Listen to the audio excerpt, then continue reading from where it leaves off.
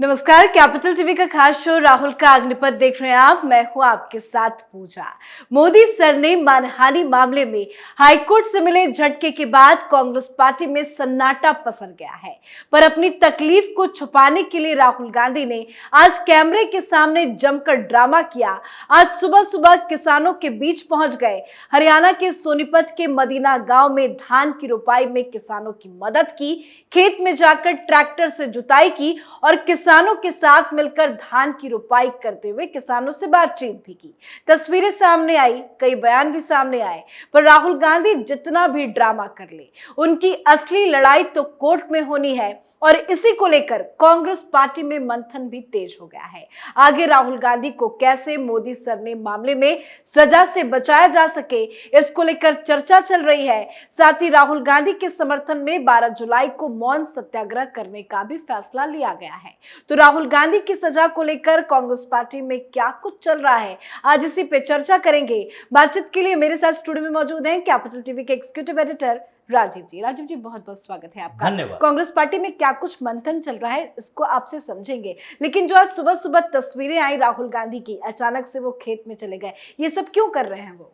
देखिए, राहुल गांधी का जो पीआर मैनेजमेंट है वो बदल गया है। अब स्क्रिप्ट लिखने वाले लोग, जैसा प्रधानमंत्री नरेंद्र मोदी ने पहले ही कहा था कि राहुल गांधी के स्क्रिप्ट वो लोग लिख रहे हैं जो हॉलीवुड के फिल्मों का स्क्रिप्ट लिखा करते थे। ये जो एलियंस की बात की थी, उन्होंने अवेंजर्स फिल्म की बात की थी कि सारे लोग इकट्ठे हो गए हैं, अलग अलग जो प्राणी होते हैं, अलग अलग स्पेस के लोग होते हैं, वो सारे लोग मिल गए हैं यहाँ पर। तो वही बात अब यहाँ पर दिखाई पड़ रही है। राहुल गांधी शिमला की तरफ जा रहे हैं, बीच में उन्हें खेत खलिहान दिखा, बारिश हो रही है और जो पौधा का रोपण हो रहा है, धान के पौधे रोपे जा रहे हैं। राहुल गांधी ने शायद कभी देखा होगा, सुना होगा या समझा होगा, इसकी जानकारी तो हमें नहीं है, लेकिन संभावना इस बात की है कि वो धान का खेत वो पहले सामान्य तरीके से ऑब्जर्व करते हुए नहीं देखे होंगे। इनके पिताजी भी स्वर्गीय राजीव गांधी थे, जिन्होंने ऐसी बात कही थी जो हंसी का पात्र बन गए थे।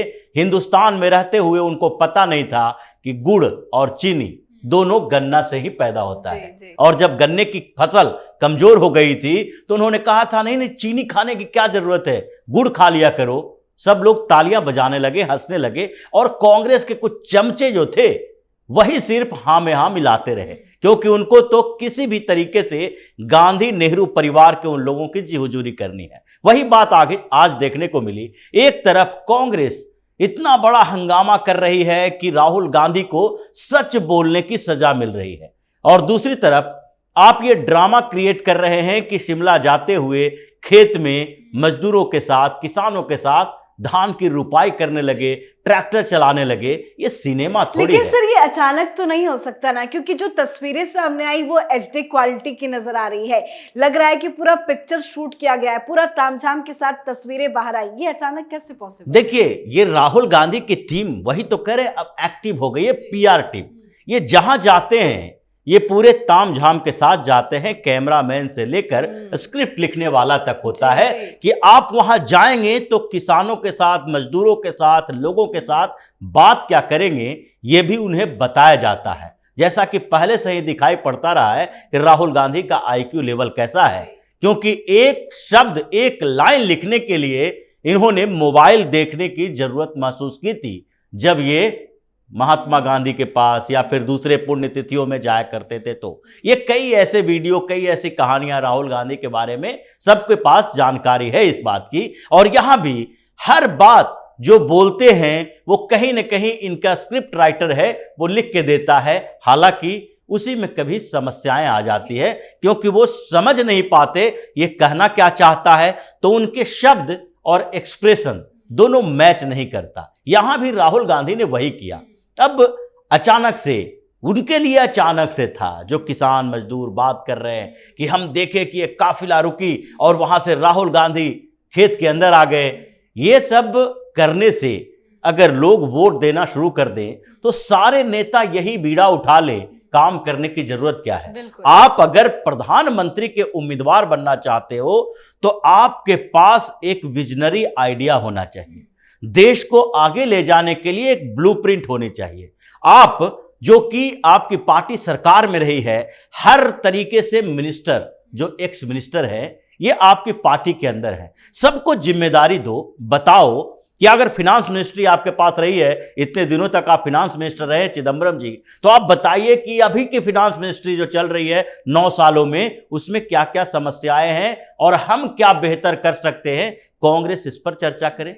हर विभाग के लिए जो आपके पास पुराने मंत्री हैं उनको जिम्मेदारी दो और आप एक ब्लूप्रिंट तैयार करो कि अगले 10 साल में कांग्रेस की सरकार बनी तो हम ये करेंगे। आप ये मत बोलो कि अगले 10 साल में कर्नाटक की तरह 200 यूनिट बिजली फ्री दे देंगे, हिमाचल की तरह फ्री दे देंगे, किसी को महिलाओं को वेतन देंगे, पेंशन देंगे, योजना। ये सारी चीजें पुरानी परंपरागत चीजें हैं, ये मुफ्त की सुविधाएं नहीं। देश की विकास के लिए जो चीजें चाहिए उसमें चाहिए एक आइडिया, विजन, और वो इसके पास नहीं है। इसलिए ये ड्रामा करके किसी तरीके से लोगों को अपने तरफ अट्रैक्ट करने की कोशिश कर रहे हैं। आखिरकार कांग्रेस पार्टी में अब क्या चल रहा है? कल हाईकोर्ट से जो झटका लगा उसको लेकर अब कांग्रेस पार्टी आगे की क्या रणनीति बना रही है? कांग्रेस में मंथन चल रहा है सुप्रीम कोर्ट को लेकर, क्योंकि 123 पेज का जो फैसला आया है हाई कोर्ट का, वो इनके लिए एक मुसीबत बनी हुई है।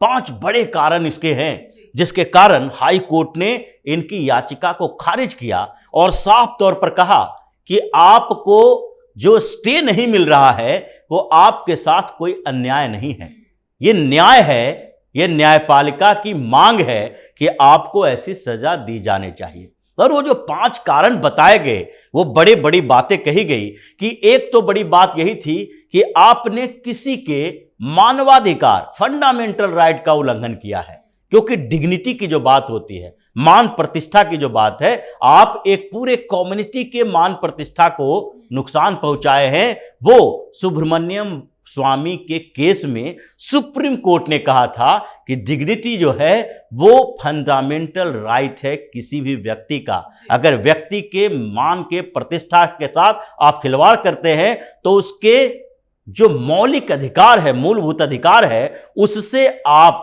छेड़छाड़ कर रहे हैं, उसको नुकसान पहुंचा रहे हैं। तो ये मौलिक आधार को आपने वायलेट किया, इसलिए आपको सजा मिलनी चाहिए। उसकी बात और है कि एक व्यक्ति की बात जहां तक आती है तो एक व्यक्ति से आप माफी मांग लेते हैं, जैसे कि अरुण जेटली के केस में हुआ, कपिल सिब्बल के केस में हुआ, मजीठिया के केस में हुआ, या अलग अलग मामलों में अरविंद केजरीवाल हो या फिर उनके पार्टी के कई और नेता हों, ये माफी मांग लेते हैं क्योंकि वो व्यक्तिगत मामला होता है कि आपने अरुण जेटली के प्रतिष्ठा को नुकसान पहुंचाया, तो इसलिए उस व्यक्ति के ऊपर निर्भर करता है कि वो आपको माफ कर दे। यहां सिर्फ पूर्णेश मोदी का मामला नहीं है। पूर्णेश मोदी ने जो एफिडेविट डाला है उसमें कहा है कि 13 करोड़ मोदी कम्युनिटी के लोग यहां पर हैं पूरे देश में, और 13 करोड़ लोगों के साथ इन्होंने गलत व्यवहार किया, सबको चोर कह दिया है। तो ये एक व्यक्ति का मामला नहीं है, 13 करोड़ लोगों का मामला है, और आपने पूरे उस कम्युनिटी को बदनाम किया है। ये दूसरा बड़ा कारण है। और तीसरे कारण में उन्होंने, जज साहब ने कहा कि आपको क्यों न सजा दी जानी चाहिए, क्योंकि जो आपने बोला है वो आप एक व्यक्ति के तौर पर अपने आप को मत देखिए। आज उस पार्टी के हैं जो सबसे ओल्डेस्ट पार्टी मानी जाती है, आप लोग भी कहते हैं सबसे पुरानी पार्टी है और बड़ी पार्टी है, लार्ज पर्सपेक्टिव माना जा सकता है आपके उस बयान का, क्योंकि इसका इंपैक्ट लार्ज स्केल पर पड़ता है। अगर राहुल गांधी कुछ बोल रहे हैं तो इनके लाखों करोड़ों फॉलोअर्स जो भी है, कांग्रेस पार्टी के कार्यकर्ता नेता है, वो सारे मानते हैं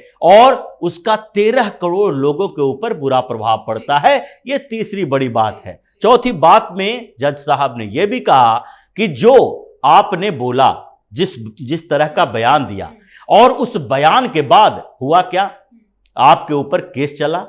केस चलने के बाद क्या हुआ, आप में कोई सुधार नहीं हुई, क्योंकि जब आपके ऊपर मुकदमा चल रहा है उसके बाद भी आप दूसरे मामलों में इन्वॉल्व हैं जी। आपके ऊपर मुकदमा चलने के बाद, यहां तक कि सजा मिलने के बाद भी आपके ऊपर मानहानि का मुकदमा दायर हो रहा है, क्योंकि उसके बाद भी आप वैसे ही बिहेवियर कर रहे हैं जैसे सावरकर के पोते का इसमें जिक्र किया गया कि आपके ऊपर इतने मामले चल रहे हैं। अब ये सारे के सारे मामले ऐसे हैं जिसमें कहा जा सकता है कि हाई कोर्ट में जो फैसला सुनाया गया वो सुप्रीम कोर्ट में इनके लिए बड़ी मुसीबत बन सकती है, क्योंकि सुप्रीम कोर्ट में आप जाएंगे और फिर अगर आप माफी की भी बात करेंगे तो मामला यही आएगा कि ये माफी किससे मांगेंगे, माफी पूर्णेश मोदी से मांगेंगे या फिर पूरे मोदी कम्युनिटी से मांगेंगे, क्योंकि ये मामला मोदी कम्युनिटी का है। अगर पूर्णेश मोदी ने आपको माफ कर दिया तो फिर पटना में जो केस चल रहा है, जिस पर एक दूसरे मोदी ने इनके खिलाफ केस दायर किया है, रांची में एक चल रहा है जिसके खिलाफ तीसरे मोदी ने जो मामला दर्ज किया है, ये पूरे देश में अलग अलग मोदी सरनेम वाले लोग आपके खिलाफ मामला दर्ज कर सकते हैं, वो उनका अधिकार है, जैसा पटना और रांची में हो रहा है। तो ये आप माफी एक एक व्यक्ति से मांगेंगे, उस व्यक्ति पर डिपेंड करता है जितने मोदी सरनेम वाले लोग हैं कि वो आपको माफ करे या अलग अलग जगहों पर आपके खिलाफ मामला चलाते रहे, आप सुप्रीम कोर्ट जाते रहे। तो ये इतना कठिन हो गया है कि अब ये लोग भी सोच रहे हैं कि इसका फायदा कैसे उठाया जाए, सुप्रीम कोर्ट में लंबा खींचा जाए और हो सकता है उस बीच उपचुनाव हो जाए। उपचुनाव में सहानुभूति की बात है, इसीलिए अब तो कांग्रेस की तरफ से मीडिया में एक प्रेशर क्रिएट करने की कोशिश की जा रही है। 2-3 दिनों से ये खबरें चल रही है कि वायनाड में उपचुनाव क्यों नहीं हो रहा। इस पर पूर्व चुनाव आयुक्त लोग हैं जो अपनी टिप्पणियां दे रहे हैं, एसबीआई कुरैशी जैसे लोग जो पूरी तरीके से भारतीय जनता पार्टी के विरोध में आर्टिकल लिखते रहते हैं। इन लोगों का कहना है कि क्यों ना वायनाड में उपचुनाव करवा दिया जाए, क्योंकि उसमें तो कोई कानूनी हर्डल है ही नहीं।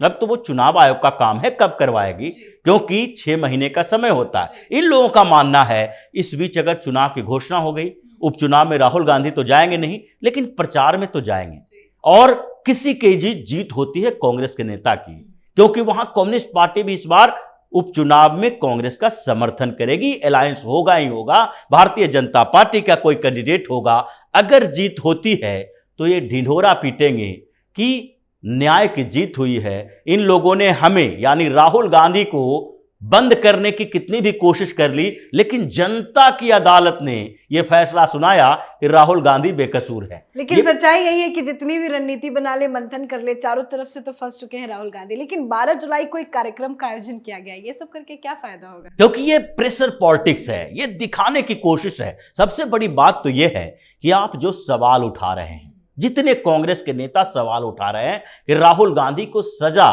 ऐसे दी गई है जैसे कि मोदी सरकार ने कोई नया कानून बना के दिया है। आपको सजा तो दी गई है, वो कोर्ट से है और आपके खिलाफ एक केस दर्ज किया गया। आपने भी कई केस दर्ज किए हैं कई नेताओं के खिलाफ। आपकी सरकार थी केंद्र में, आपके हाथों में सीबीआई थी, ईडी थी, आपके पास पूरा तंत्र था एनआईए का भी। आपने तत्कालीन जो मुख्यमंत्री थे नरेंद्र मोदी, जो उस समय गृह मंत्री थे गुजरात के अमित शाह, इन लोगों के खिलाफ कई केसेस दर्ज करवाए। आपने सारे पोल खुल गया है जब तीस्ता सितलवाड़ का केस आया, सामने मामला आया कि कैसे गवाहों को तोड़ मरोड़ के पेश किया गया, ट्रेंड किया गया। सोनिया गांधी के पॉलिटिकल एडवाइजर अहमद पटेल ने पैसे पहुंचाए तीस्ता सितलवाड़ के घर। आपने पूरा प्रोपेगेंडा किया, एनआईए का इस्तेमाल किया, सीबीआई का इस्तेमाल किया, लेकिन सच सच होता है। क्या गुजरात में पीएम मोदी को, जो उस समय मुख्यमंत्री थे, जेल हो गया? अमित शाह को जेल हो गया क्योंकि उनके खिलाफ कोई सबूत नहीं थे। आपके ऊपर अगर कोई मामला दर्ज भी हुआ, कोर्ट में गया, सबूत नहीं होते तो सजा नहीं होती। आप ये ड्रामा जो कर रहे हो, अब जनता समझती है कि ये मौन व्रत धारण करो, सत्याग्रह करो। सत्याग्रह शब्द तो इनको यूज नहीं करना चाहिए, क्योंकि सत्याग्रह का मतलब सत्य के लिए आग्रह होता है, झूठ के लिए आग्रह है, इसलिए झूठाग्रह नाम देना चाहिए इनको। तो इसलिए ये ड्रामा करने से कोई फायदा नहीं होगा। सुप्रीम कोर्ट में मामला जाएगा और वहां राहुल गांधी के लिए एक बड़ा मतलब जैसा झटका लगने वाला है, उसको सुन के कांग्रेस में हड़कंप मचा हुआ। जी, बहुत बहुत धन्यवाद सर समझाने के लिए। धन्यवाद। तो हाईकोर्ट से मिले झटके के बाद कांग्रेस पार्टी में मंथन चल रहा है। राहुल गांधी के साथ एकजुटता व्यक्त करने के लिए कांग्रेस पार्टी ने 12 जुलाई को सभी राज्य मुख्यालयों में 1 दिवसीय मौन सत्याग्रह मतलब मौन विरोध आयोजन करने का फैसला किया गया है। इस संबंध में कांग्रेस सांसद केसी वेणुगोपाल ने सभी पीसीसी को पत्र भी जारी कर दिया है। पर सच्चाई यही है कि इस तरह के आयोजन का कोई असर राहुल गांधी की सजा पर नहीं पड़ने वाला।